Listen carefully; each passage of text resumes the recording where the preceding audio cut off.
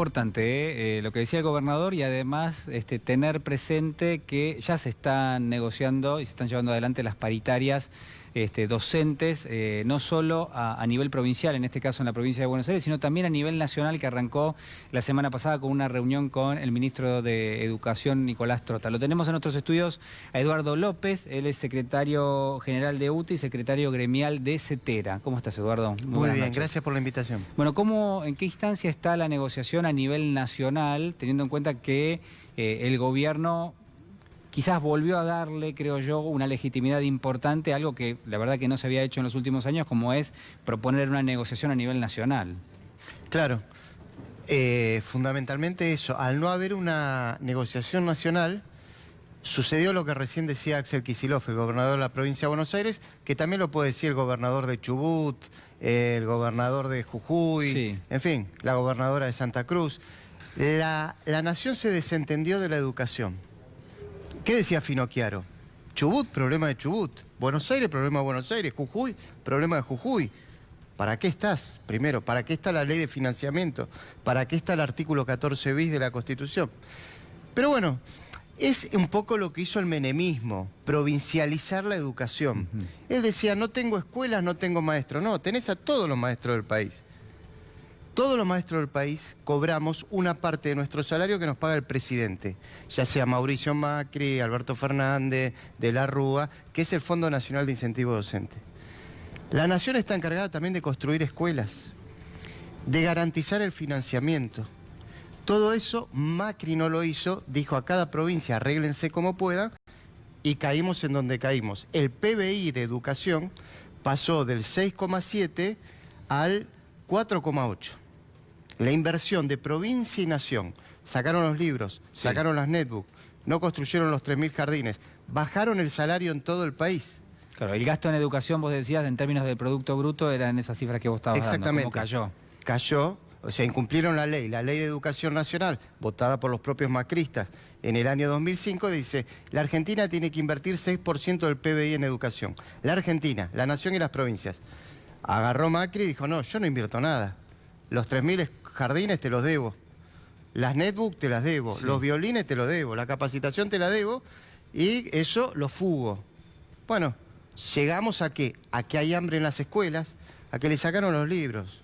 Vos lo sabes perfectamente porque pones en valor la lectura. Todo. Nosotros tenemos más de la mitad de los chicos con hambre. Miles, cientos de miles de chicos sin vacantes. La escuela con centralidad en el comedor escolar, cuando tiene que tener centralidad en el conocimiento. Bueno, empezamos a decir, ¿cómo estábamos en el 2015? ¿Era Noruega? No. No, teníamos que seguir avanzando. No estábamos bien, sí. Pero estábamos mucho mejor que ahora, en el 2015. Tenemos que volver al 6% del PBI y tenemos que construir una escuela donde los chicos vengan a aprender, los maestros enseñemos y haya buena educación.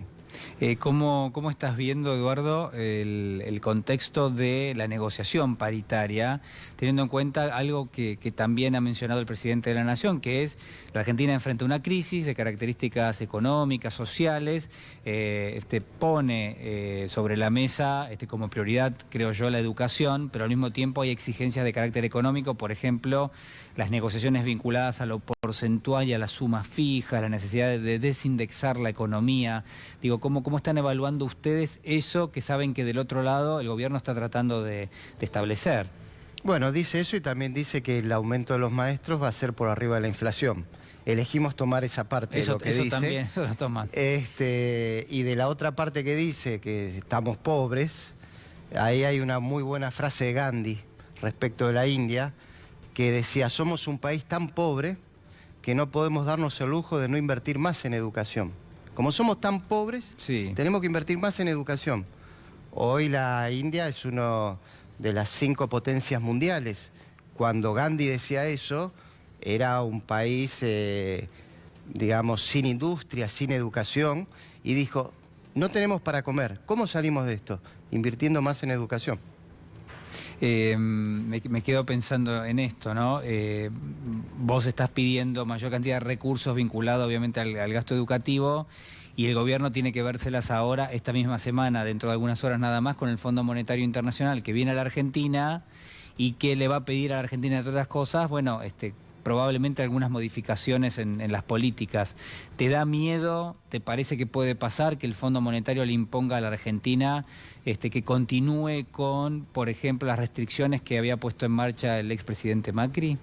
Espero que eso no suceda, sería un error y una debilidad para el presidente. La crisis no la tiene que pagar la clase media, los maestros somos símbolo de la clase media, sino los sectores más favorecidos por esta crisis. Me refiero al campo, a los bancos. Hay que tener cuidado, lo que va a decir el fondo es esto, que la clase media sea solidaria con la clase baja. Eso es crisis. Y aparte no hay... Yo creo más en la justicia social que en la solidaridad en términos políticos. La solidaridad es individual, la justicia social es política y gubernamental. Sí. Pero la puede hacer un gobierno que está tan restringido en términos presupuestarios y en términos de la deuda como este gobierno, ¿lo puede llevar adelante también?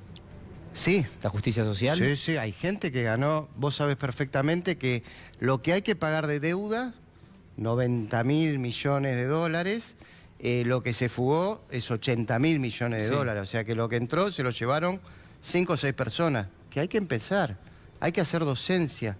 Tienen que pagar los que robaron. Y los que robaron no son los maestros, no es la clase media. Sería un error terrible. No vuelve primero que hay que priorizar la deuda interna por sobre la deuda externa. Pero si hay que tener algunos pagos, quien tiene que pagar, es como dice, creo que Bill Gates, dice, los ricos aportamos poco. Bueno, ¿no? sí, una autocrítica de los millonarios en Estados Unidos. Acá hay varios millonarios, muchísimos, recién, pero que se llenaron de plata, que se la llevaron. Bueno, hay que traerla, hay que ponerla y con eso se le pagará al fondo, porque al fin y al cabo le devolvemos la plata al fondo. La plata del fondo se la llevaron ellos. Yo creo que hay que tener cuidado con esto de achatar la pirámide y que la clase media le pague a la clase baja. Vamos mal, eso no es justicia social. Eduardo, ¿no estás haciendo un planteo un poco utópico? Digo, en términos de la expectativa que vos tenés de que ese proceso de revisión de cómo se generó la deuda y quiénes van a terminar de pagar esa deuda se termine dando. Digo, no, por lo menos no es lo que se ve hasta ahora. No, yo creo que es el más razonable de los planteos. Creo que dividir la clase media a la clase baja, entre que la clase media, otra vez volver a ese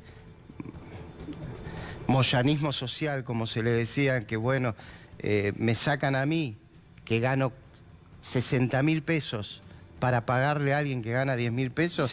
No, saquémosle al que gana 600.000 pesos, más que sacarle que lo devuelva. No, se puede hacer. Es lo que se está discutiendo en el mundo. Por supuesto. No es sustentable de otra manera. Fracasa hasta electoralmente. Creo que es lo que la derecha quiere.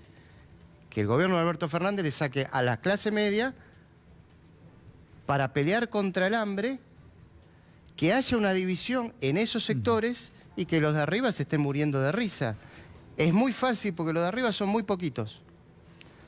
Ahora, empezar a discutir si tiene que pagar ganancia una persona que gana 40.000 pesos, si tiene que aportarle eso que gana 40.000 pesos y hacer un esfuercito, no. Porque el esfuerzo ya lo viene haciendo la clase media y la clase baja. Pedirle un pequeño esfuerzo al que no tiene nada es pedirle todo. Pedirle que devuelva algo al que tiene mucho es pedirle nada, mucho más sustentable. Pero te aseguro que se está discutiendo en el mundo esto. No, sí, digamos. Y ahora sí, es una decisión política. La otra es esta, empezar a dividir la clase media con la clase baja, termina mal en las próximas elecciones, y vamos a los países que lo hicieron, cómo les fue. Grecia, Chile, Brasil, Colombia, Perú. No va eso. Se está pensando otras salidas. Esas salidas incluyen la clase media y la clase baja. Y los que no están en la discusión son los que hay que decirle venir. Es clarísimo quiénes son, ¿eh? Las mineras, el campo. Yo lo sigo diciendo, lo decía antes de las elecciones y lo digo ahora. Las patronales agropecuarias y que paguen por eso. Y a los acreedores externos decirle, ustedes también fueron cómplices. Ahí se ganan las próximas elecciones porque el pueblo va a responder a eso. Bueno. Si no, sí que va a ser poco sustentable un proyecto que quiera dividir a los sectores populares. Eduardo López, muchísimas gracias. Gracias a Ha sido vos. muy amable. Hacemos una pequeña pausa y ya regresamos.